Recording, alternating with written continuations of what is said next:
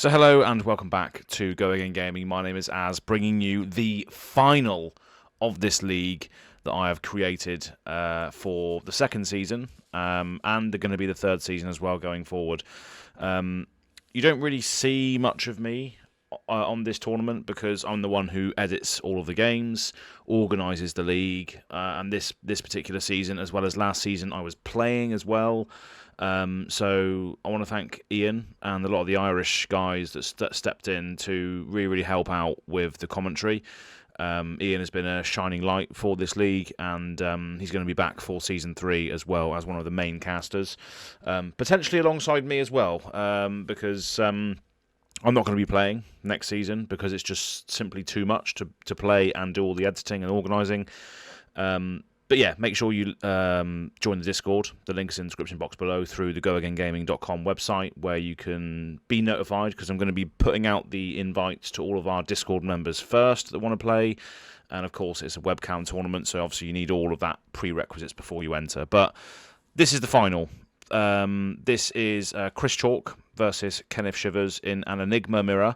And you probably would have already seen already by the thumbnail and the video upload notification that it is a very short game.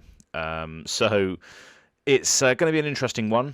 And this is the night before Japan as well, so I'm just getting this out ASAP. I've literally just edited this one and just about to commentate on it. But it is a spicy one. And yeah, I mean, before I sort of edited this match, I didn't really know what to expect from an Enigma mirror. But we're going to kick it off straight away to finish off and cap off this league with Kenneth starting first. So Kenneth versus Chris, USA versus Great Britain. Chris obviously sporting a fantastic judge mat that he got from the ProQuest last week. But what a start from Kenneth here, just establishing a Shimmers of Silver and a Restless Coalescence straight away. Shimmer's probably going to be one of the most important cards in this matchup because it just allows you to just go absolutely ham with your auras if you keep attacking. But Chris establishing a Waxing Spectre of a +1 counter because of the blue being pitched there is going to make sure that can come in for 4 each time if that sticks around. But yeah, this is definitely a quick one. Both players know the matchup very well, and also, of course, the heroes really well as well. Both players being ex-Dromai mains, and now obviously making that transition over to Enigma as the new illusionist that everybody wants to play. But yeah, we're going to see the Waxing Spectre come in for 4 here. Forgive me if I misspoke. I'm not sure whether the Chris did end his turn there, but obviously it's going to attack in for 4 with Go Again on this Waxing Spectre.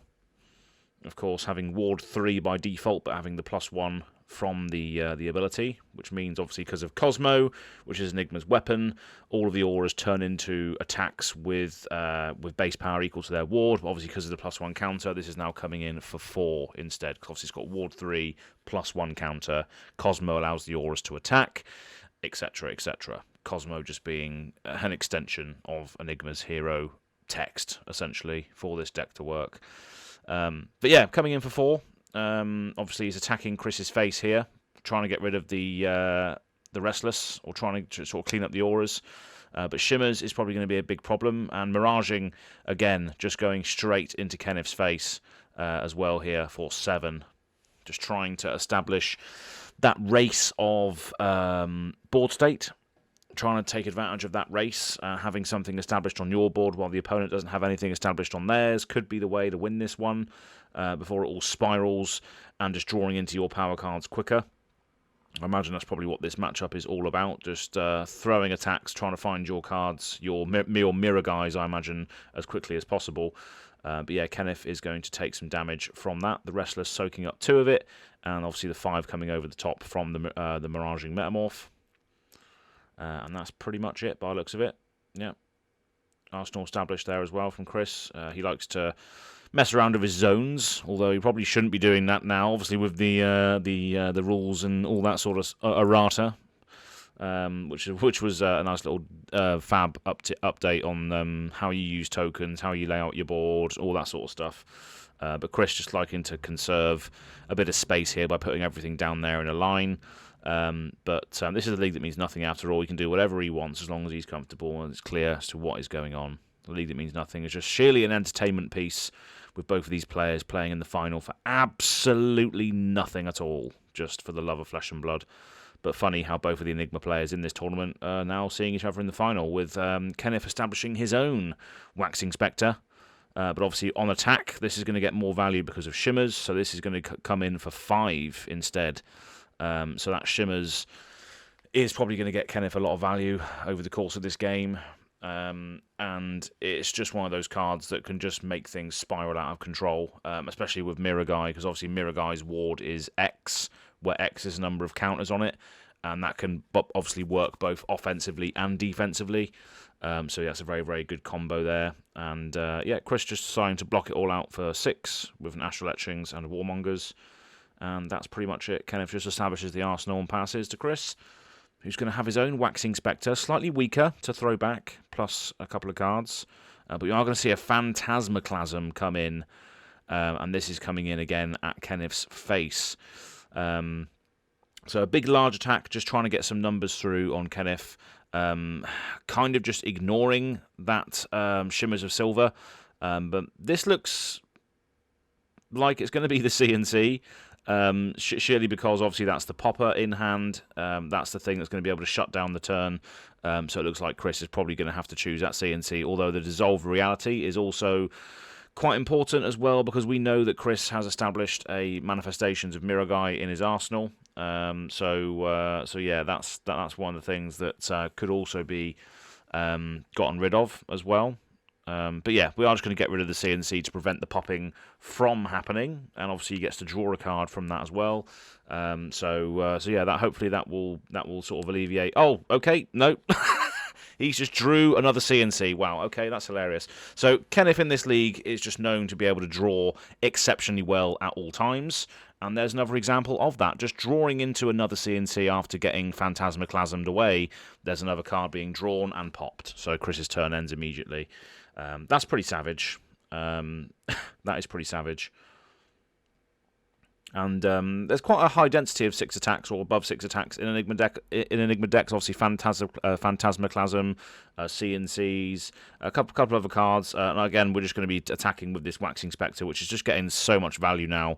Stuck around for so long already, and it's just getting worse and worse and worse. It's going to spiral out of control until it's dealt with. Shimmers of Silver just being one of the power cards, not only in this deck, but it seems in this particular mirror match as well, just establishing that extra value on every single thing that you swing, creating more breakpoints, creating more damage to potentially sweep away your opponent's auras, seems to be a very, very good place to be. But yeah, blocking 4/6 on this with another Miraging and Astral Etchings, so that is going to be fully and cleanly blocked by the look of it, unless Kenneth does have any tricks up his sleeve here.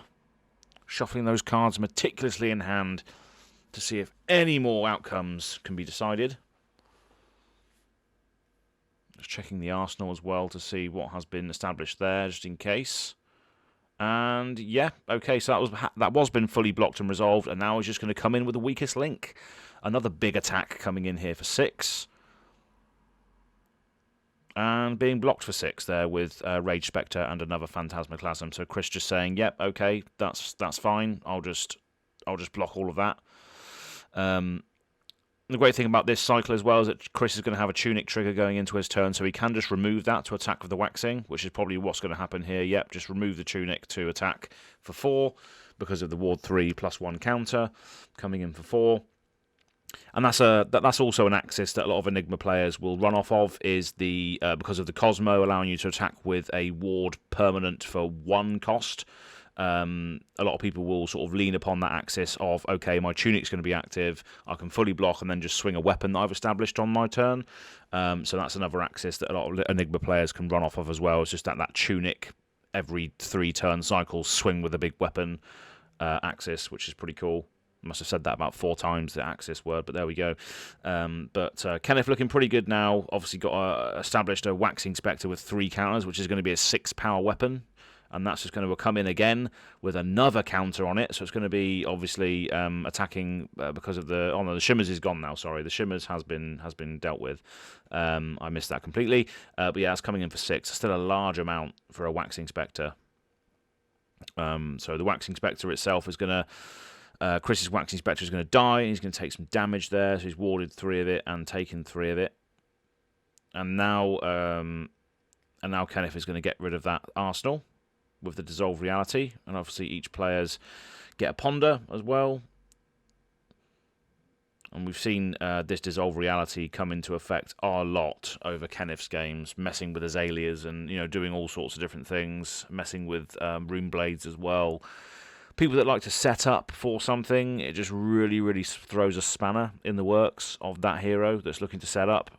The Ponder is a nice little friendly thing to say, oh, hey, yeah, you've got rid of your arsenal, but you get a Ponder. But if you're trying to set up for your next turn, that Dissolve is really annoying. But yeah, now establishing another Waxing Spectre, and that's coming in for another 4 damage. And Chris just taking it to the face. And yeah, finishing off with a Haze Bending, which is a nice little card. Whenever a Haze Bending or another Illusionist non-token aura you control is destroyed, you get a Spectral Shield, which is pretty good. Obviously, with the Waxings out, if any of those die, then you're going to get a Spectral Shield back, which are good. Spectral Shields, we know, are pretty good for not only coming in for 2 each turn if they've got a counter on them, but they also soak up a lot of breakpoints as well. So Spectral Shields, very, very important in this game, in this deck in general. And kind of, yeah, just going to establish the arsenal, get the Ponder, which doesn't really matter, and draw up to 4. That's pretty much it. And over to Chris.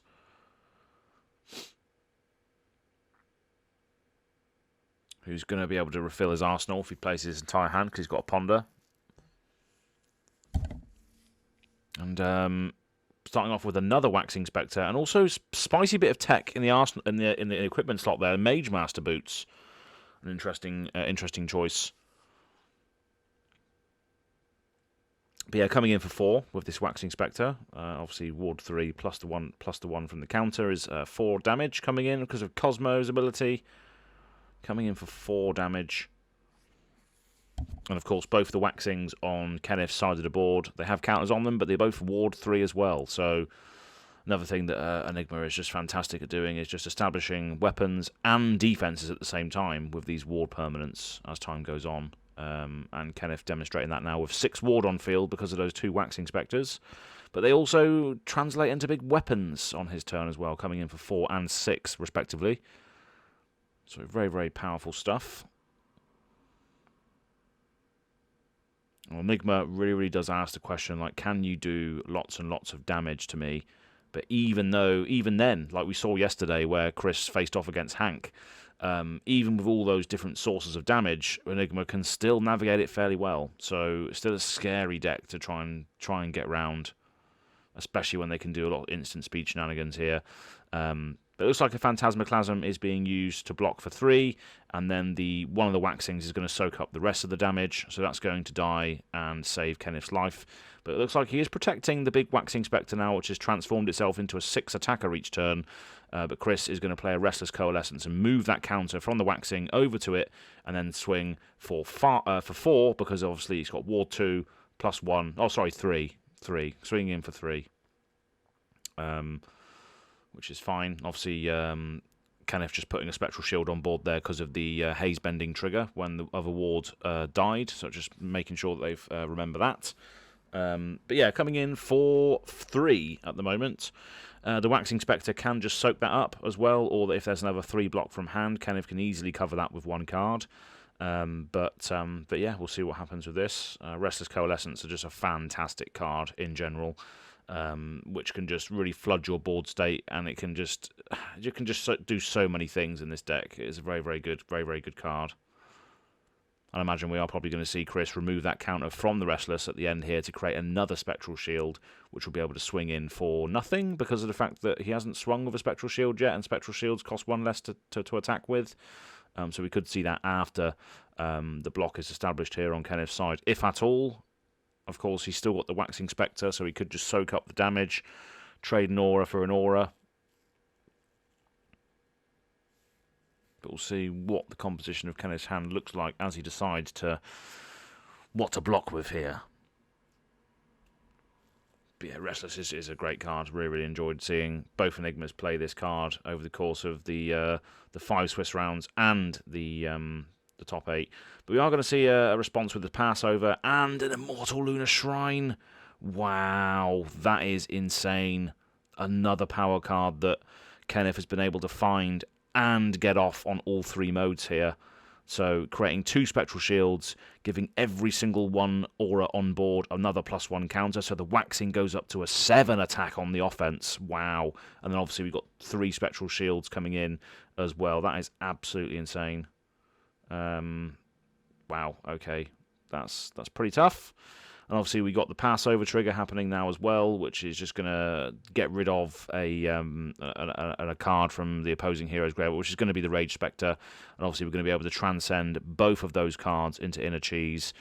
So both for the Immortal Lunar Shrine and the Passover. And wow, okay, Manifestations in Arsenal being used with the Chi to get 4 counters on it, and the Meridian Pathways coming into effect here to block out the 3 that's being attacked with on the Restless Coalescence. That is insane sequencing from Kenneth, and what a hand to really sort of crack back with. And we're seeing the Spectral Shield come in now for 2, which I believe was just blocked with a Phantasmaclasm, maybe. Because, yeah, I mean, Kenneth can just literally swing Maragai, and has he got 3 counters? No, he hasn't got 3 counters on Tunic, but he's just going to swing Miragai in for 8, which is just absolutely insane. Absolutely insane. And Chris is getting a taste of his own medicine here, having to stare down a Miragai, and then a beefed up Waxing Spectre, which has 7 on it, and then loads of Spectral Shields. This is going to be tough for Chris to come back with. And yeah, the Miragai just eating up the entire board state and still leaking damage is absolutely insane.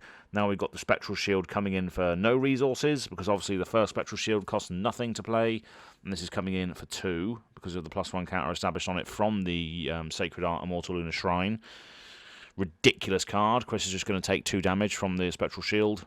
It looks like it's just going to come in with the 7 attack from Waxing Spectre as well now, or just throwing in the shields. Why not? Chris is going to take it, and now he's attacking for 7 with this. He's blocking with a Ripple Away and taking 4. But yeah, this looks pretty dangerous now. The cards are highly stacked in Kenneth's favour. He's got all of that offense, but also all of that defense as well. Chris is going to establish the Spectral Manifestations to get a 4 attack on board of his own, which could be the Ripple Away. Oh my goodness me. That's a counter spell basically for wow. That's probably game. That is insane. Oh my goodness me. Okay. Wow. And then Chris just being like, yeah, okay, Spectral Prowler, here we go. Here's a 2 attack. Wow. Ripple Away. Discard this. If an action card would create 1 or more tokens this turn, instead it creates that many -1. So does that get rid of all counters then? Or is that the way it works? I'm not sure. But that's how Chris played it. It was like, yeah, okay, whatever, you counter my spell basically then.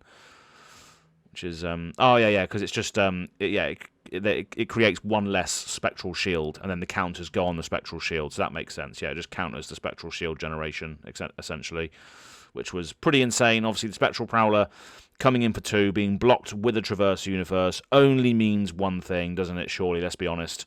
Kenneth searching for another Chi, blocking out that Spectral Prowler, and searching the deck for a Chi can only mean death for Chris here, which is an absolute travesty. Look at that board state.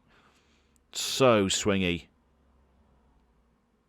So much power has been played on Kenneth's side this game. Tunic is also going up to 3 now, I believe, which is just absolutely insane.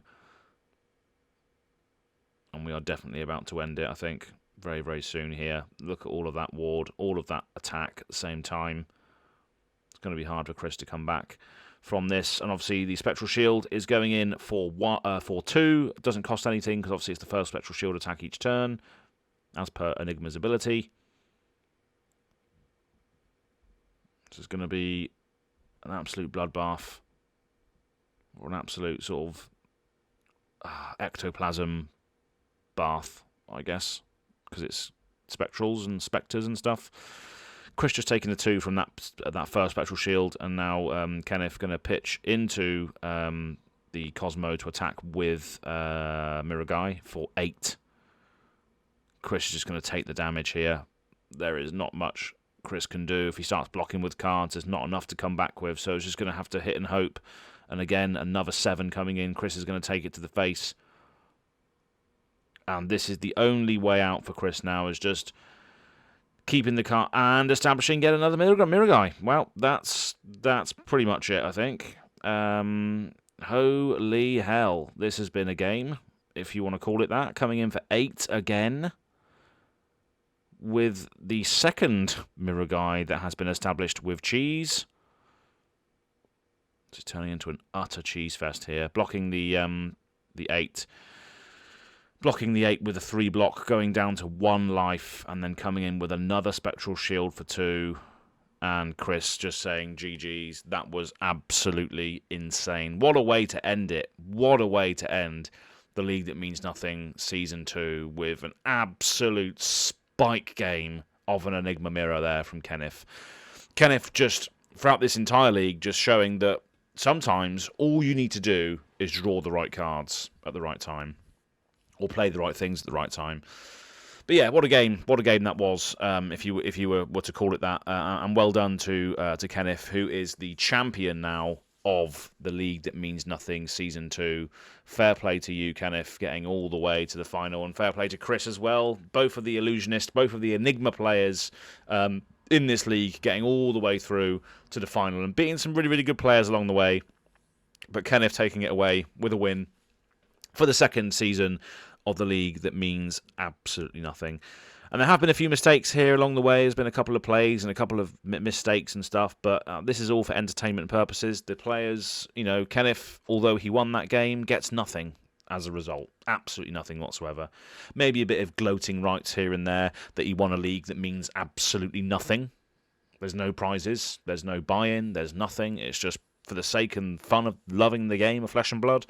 Playing a few new heroes, playing a few new cards as and when they come out, and just loving the game, really, and meeting players from all over the world. We had loads of different people playing this league from all over the place.